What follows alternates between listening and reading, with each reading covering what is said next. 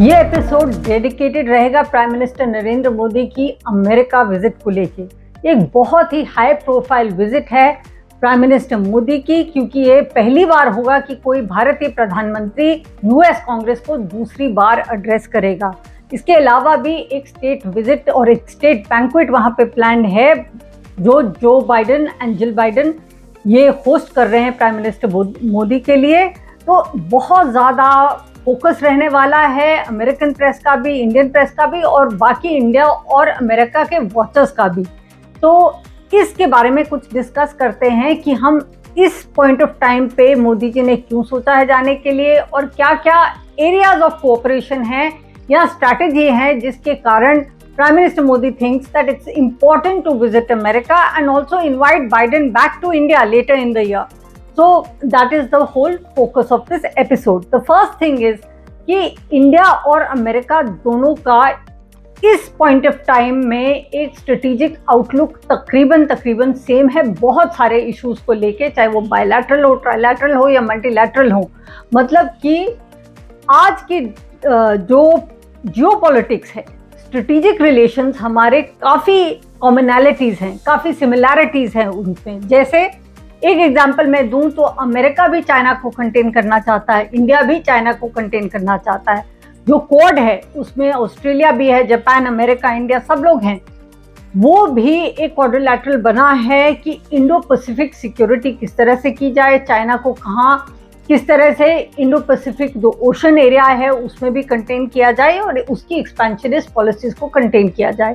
ऐसे भी दोनों कंट्रीज डेमोक्रेसीज हैं, प्लूरल हैं, दोनों काफ़ी हेट्रोजेनस कंट्रीज हैं, अलग अलग रिलीजन्स, अलग अलग लोग from different faiths, different cultures, races दोनों कंट्रीज में बसते हैं। तो एक तरह से कॉमनैलिटी ऑफ ग्राउंड रियलिटीज जिसे कहा जाए वो भी है।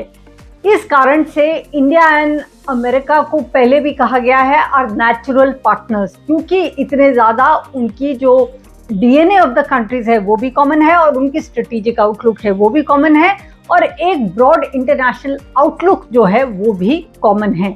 ये पहला रीज़न है कि क्यों सीमेंट करना चाहते हैं for future opportunities Modi ji वहाँ जाके, कि और ज़्यादा मजबूत हमारे एक कम से कम काउंटरवेट बहुत ही स्ट्रॉन्ग सुपर पावर या पावर के साथ हमारे रिलेशंस होने चाहिए, क्योंकि वो चाइना कंटेनमेंट पॉलिसी में बहुत ही मदद करता है। और चाइना कंटेनमेंट पॉलिसी ही नहीं, यूनाइटेड नेशंस में भी या और इंटरनेशनल फोरम में भी जहाँ पे कुछ ऐसी चीज़ों पे वोटिंग होती है, जैसे टेररिज्म है, जैसे लश्कर तोयबा के कुछ लोग को टेररिस्ट घोषित करना होता है तो अमेरिका वोट्स विद इंडिया, जबकि China doesn't vote with India.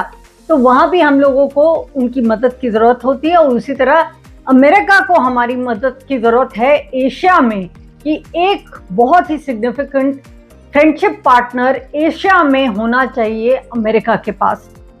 तो दोनों के कहीं ना कहीं अपने पर्पसेस जुड़े हैं, अपने ऑब्जेक्टिव्स जुड़े हैं आपस में अच्छा तालमेल रखने की। ये पहला पॉइंट है। दूसरा पॉइंट जो है is related with defence and security cooperation.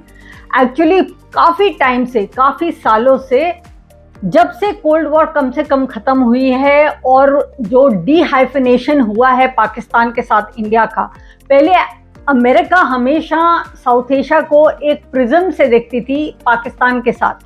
तो पाकिस्तान को वो ज़्यादा से ज़्यादा जेट और इक्विपमेंट और मिलिट्री इक्विपमेंट भेजती थी, जबकि रशिया ज़्यादातर इंडिया को फेवर करता था। मगर कोल्ड वॉर के बाद कुछ रियलिटीज़ इतनी बदल गई कि अमेरिका एंड इंडिया बोथ री looked at their relationship with America, चाहे वो वाजपेयी जी के टाइम पे हुआ हो या डॉक्टर मनमोहन सिंह के टाइम पे, क्योंकि डॉक्टर मनमोहन सिंह के टाइम पे भी बहुत अच्छा काम किया गया for building good relations with America. Defence and strategic और सिक्योरिटी जो कोऑपरेशन हुई वो इन पीरियड में ज़्यादा शुरू हुई, where we started taking equipment from America, and काफ़ी हद तक अब हमारी जॉइंट इंफॉर्मेशन साथ में रहती है, जॉइंट एक्सरसाइजेस होते हैं, लॉजिस्टिक्स की शेयरिंग होती है, कम्युनिकेशन की शेयरिंग होती है। ये 4 मेजर एस्पेक्ट हैं मिलिट्री के, जहाँ पे हम ऑलरेडी कोऑपरेट कर रहे हैं।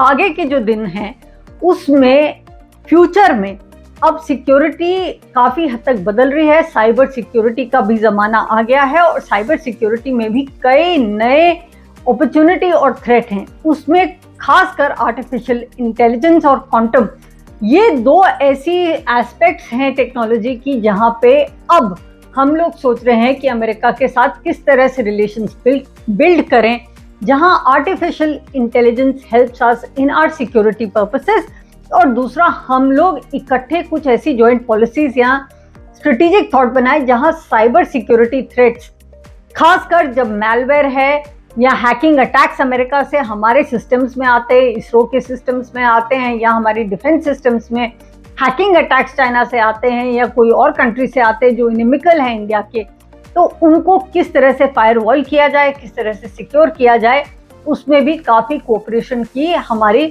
तालमेल बन सकता है अमेरिका के साथ, जो एक और कारण है अमेरिका के साथ अच्छे रिलेशंस बिल्ड करने का। नेक्स्ट बहुत बहुत इम्पोर्टेंट एस्पेक्ट है और वो है clean energy. Clean energy transition, world is going through that, and कोशिश कर रहे हैं कि हम कैसे फॉसिल फ्यूल से बचें, किस तरह से कोल डिपेंडेंसी कम हो, और पोल्यूटिंग जो कार्बन इमिशन है उसको हम कम करके दोनों का एक कार्बन न्यूट्रलिटी के लिए कमिटमेंट है। एक है कि हम नेट ज़ीरो पे आएँ और उसके बाद हम क्लीन एनर्जी रिसोर्सेज को अडॉप्ट करें और एक क्लीन एनर्जी ट्रांजिशन हो। उसके अलावा क्लाइमेट चेंज को लेके काफ़ी कोऑपरेशन चाहते हैं, क्लाइमेट चेंज में रिसर्च का भी, और कुछ उस तरह के इक्विपमेंट, किस तरह के इक्विपमेंट डिप्लॉय होने चाहिए कि हमारे ग्लोबल वार्मिंग के लिए या हमारे क्लीन एनर्जी के लिए किस तरह की फाइनेंसिंग एंड इक्विपमेंट की डिप्लॉयमेंट होनी चाहिए, चाहे वो सोलर हो, चाहे विंड हो, चाहे हाइड्रो हो, which are alternative sources to fossil fuel. तो यहाँ भी काफ़ी कोऑपरेशन का एक chance between the two countries काफ़ी हद तक है। दोनों चाहते हैं कि डीकार्बनाइज करें अपनी इकोनॉमीज को, और खासकर प्राइम मिनिस्टर मोदी का एक बहुत ही वाइल्ड लाइफ, जंगल्स और फॉरेस्ट को लेके बहुत कमिटमेंट है, और इसीलिए कभी भी जो पहले नहीं हुआ, जिस तरह से अभी हम कुछ प्लान्स कर रहे हैं, whether it's about reinvigorating a forest या फॉरेस्ट कवर को बढ़ाना, या कुछ बाकी स्पीशीज जो एपिक्स एनिमल्स की रीइंट्रोड्यूस हो रही हैं, तो ये मोदी जी का थॉट प्रोसेस है, जिस वजह से क्लीन एनर्जी के लिए उन्होंने एक सोलर अलायंस भी बनाया है वर्ल्ड में। India is part of it, France is part of it, America is part of it, कि वन वर्ल्ड वन सन जो एक कॉन्सेप्ट है कि एक ही सूर्य है पूरे संसार के लिए और हम सबको उसमें से ही एनर्जी लेके अपने अपने कंट्रीज में यूज करना चाहिए। ये सब अलायंसेस जो हैं, ये भी Modi ji is part of those decisions where India has participated in clean energy options. उसके अलावा नेक्स्ट अगर हम बात करें तो बायलैटरल ट्रेड पे आएंगे। बायलैटरल ट्रेड हमारा तकरीबन 10 साल में डबल हो चुका है। 119 बिलियन डॉलर का हमारा ट्रेड है जो लास्ट ईयर ट्रेड था, और काफ़ी और एक्सपैंड करने का इसमें ऑप्शन है। एक्सपोर्ट इंपोर्ट के बहुत सारे और एवेन्यूज खुल रहे हैं, और हम सिर्फ वो ही नहीं, इन्वेस्टमेंट के लिए भी बहुत ओपन है। Investment for American companies to come and set up shop here, मतलब वो अपनी फैक्ट्रीज खोलें। आईफोन का आप जानते हैं कि चाइना से वो लोग काफ़ी हद तक अपना बिजनेस हटा के इंडिया में लेके आए हैं।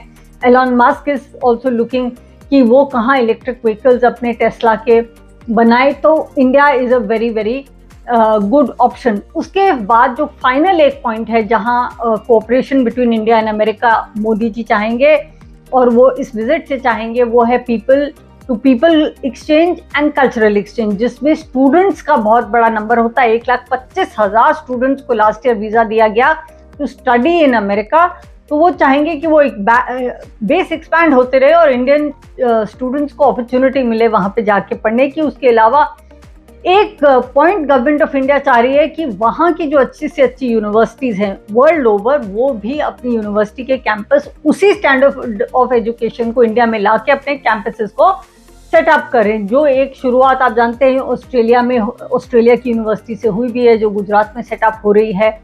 उसी लाइन पे बाकी एजुकेशन अपॉर्चुनिटीज़ भी आए। H1B वीज़ाज जो होते हैं for Indian workforce to go and work in America and find other opportunities of engagement there. बहुत सारे सीईओ आज की डेट में बहुत अमेरिकन कंपनीज के इंडियंस हैं या नॉन रेजिडेंट इंडियंस हैं, उससे एक इंटेंसिफाई होता है कोऑपरेशन। तो आप देखेंगे कि काफ़ी स्प्रेड आउट है हमारी रिक्वायरमेंट्स, हमारी नीड्स, और काफ़ी डाइवर्स हैं हमारे requirements in terms of and cooperation की एस्पेक्ट्स, चाहे वो डिफेंस हो, चाहे वो बायलैटरल ट्रेड हो, चाहे वो कंटेनिंग चाइना और स्ट्रेटेजिक रिलेशन हो, या people to people cooperation and prosperity, joint prosperity and joint promotion of democracy हो। इन कारणों से ये इम्पॉर्टेंट है बहुत ज़्यादा मीटिंग, और इसके मैंने कहा कि बहुत ज़्यादा पब्लिक ग्लेयर रहेगा। पहली बार कोई प्रधानमंत्री 2 बार उनके कांग्रेस को एड्रेस करेगा। It will be worth seeing and देखना पड़ेगा कि कितना निकल के आता है, कितने सारे पॉइंट्स इमर्ज होते हैं इनके जॉइंट स्टेटमेंट में, जो मोस्ट लाइकली वहाँ पे व्हाइट हाउस से बाद में रिलीज होगा after the joint meeting with president Joe Biden.